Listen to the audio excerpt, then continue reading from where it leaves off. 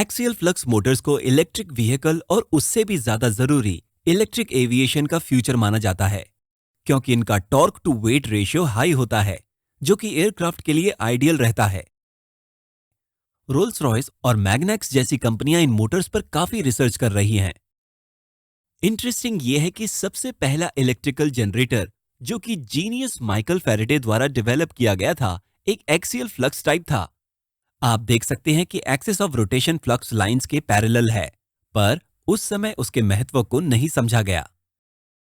Magnetic flux के orientation के आधार पर इलेक्ट्रिक मशीन्स को दो तरह से डिवाइड किया जा सकता है। पहली है रेडियल फ्लक्स मोटर, जो कि आज 99% एप्लीकेशंस में इस्तेमाल होती है, और दूसरी है axial flux motor.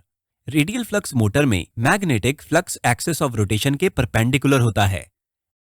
Axial flux motor में magnetic flux lines of rotation के पैरेलल होती है।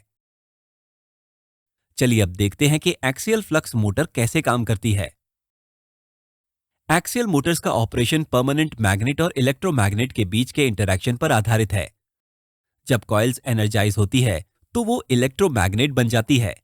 एक्सियल फ्लक्स मोटर्स की सबसे कॉमन डिजाइन में फिक्स्ड कॉइल्स और फ्रीली रोटेटिंग परमानेंट मैग्नेट होते हैं। यहां पर मोटर कॉइल का अरेंजमेंट दिखाया गया है। जब एक कॉइल को डायरेक्ट करंट सप्लाई दी जाती है तो इसमें करंट फ्लो होने लगता है, जैसे कि दिखाया गया है, और कॉइल इलेक्ट्रोमैग्नेट बन जाती है। यहां पर रोटर का साउथ पोल स्टेटर के ऑपोजिट नॉर्थ पोल की तरफ अट्रैक्ट होता है, और इसके साथ ही लाइक पोल्स एक दूसरे को रिपेल करते हैं। यहां पर इन दोनों फोर्सेस के टेंजेंशियल कंपोनेंट को दिखाया गया है। टेंजेंशियल फोर्स कंपोनेंट्स की वजह से रोटर रोटेट होने लगता है। जब रोटर कॉइल ए के साथ अलाइन होता है तो परमानेंट मैग्नेट पर एक्ट करने वाला नेट फोर्स 0 हो जाता है और रोटर का मोशन रुक जाता है। अब चलिए कॉइल बी को एनर्जाइज करते हैं और देखते हैं क्या होता है। यहां पर जब फोर्स को एनालाइज करेंगे तो देखेंगे कि रोटर पर नेट फोर्स 0 है। क्या इस बार भी रोटर रुक जाएगा? चलिए पिछले इंस्टेंट पर वापस जाते हैं। यहां पर नेट फोर्स 0 होने के बावजूद भी रोटर परफेक्ट अलाइनमेंट पोजीशन पर नहीं रुकेगा। रोटर की कुछ स्पीड है और इस इनर्शिया की वजह से ये थोड़ा आगे की तरफ बढ़ेगा। अगर हम इस एंगल पर फोर्स एनालिसिस करते हैं तो ये क्लियर है कि सेम डायरेक्शन में कुछ नेट फोर्स है और रोटर टर्न हो जाता है। बाद में कॉइल सी को एनर्जाइज किया जाता है।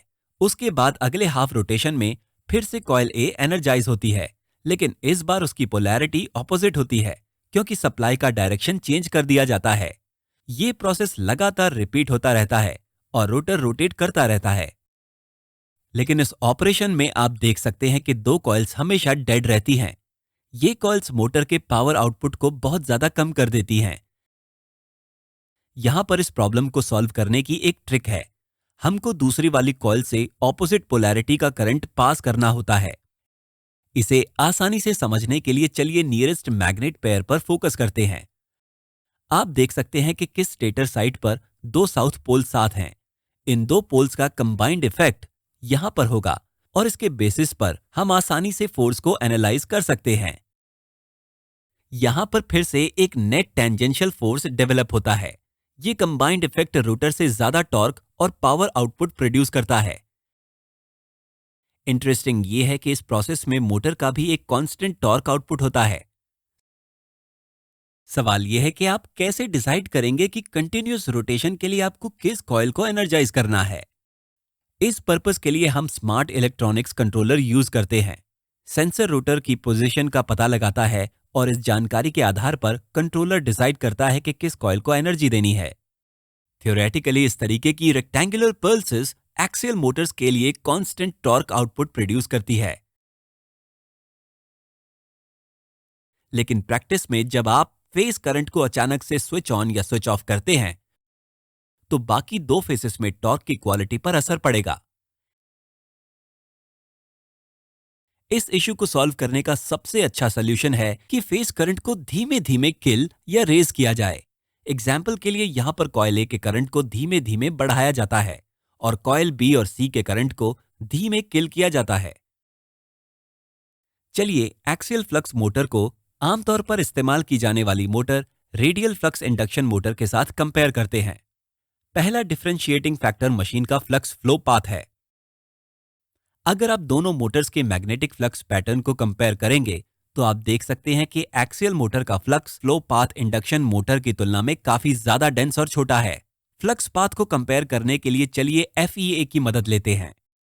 यहां सॉलिडवर्क्स के साथ पेयर्ड EMWorks 2D सॉफ्टवेयर में FEA रिजल्ट है। रोटर और स्टेटर मैग्नेटिक फील्ड के इंटरैक्शन की वजह से टॉर्क जनरेट होता है।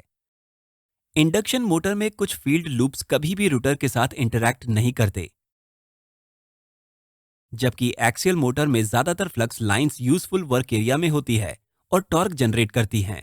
इस वजह से एक्सियल फ्लक्स मोटर को फ्लक्स की हाई डेंसिटी मिलती है और उसी साइज की मोटर से एक हाई टॉर्क आउटपुट जनरेट हो पाता है। दूसरा डिफरेंशिएटिंग फैक्टर है बड़ा डायामीटर। एक्सियल फ्लक्स मोटर में rotor magnet central rotating axis से थोड़ा दूर होते हैं। इस बड़े रेडियस की वजह से मोटर ज्यादा टॉर्क जनरेट कर पाती हैं, जो कि इस सिंपल टॉर्क इक्वेशन से और भी क्लियर हो जाएगा। लेकिन अगर आप इंडक्शन मोटर के डायमीटर को बढ़ाएंगे तो रोटर का इनर्शिया बढ़ जाएगा, जिसकी वजह से शुरुआत में मोटर बहुत ज्यादा करंट लेगी। एक्सियल फ्लक्स मोटर इस इश्यू को कंट्रोल करती है क्योंकि रोटर की इनर्शिया पहले से ही कम होती है। तो ये है एक 200 साल पुरानी मोटर, इस समय हमारी सबसे पावरफुल और एफिशिएंट मोटर है। ये light weight Motors electric airplanes के लिए बेस्ट चॉइस होती हैं। एविएशन में अगर आप थोड़ा सा भी वेट बचा पाएं तो वो एक वरदान होता है। रोल्स रॉयस द्वारा डेवलप्ड आयरन बर्ड क्राफ्ट यासा की ऐसी 3 मोटर्स यूज करता है। ये मोटर्स 6000 लिथियम आयन बैटरी और एक स्मार्ट इलेक्ट्रॉनिक कंट्रोलर द्वारा पावर्ड होती हैं। 96% अविश्वसनीय एफिशिएंसी लेवल की प्रॉमिस और कॉम्पैक्ट साइज की वजह से axial flux Motors electric cars के लिए भी एक अच्छी चॉइस बन सकती हैं। हमें उम्मीद है कि आपको ये वीडियो पसंद आया होगा। लेसिक्स टीम का हिस्सा बनना न भूलें। Thank you.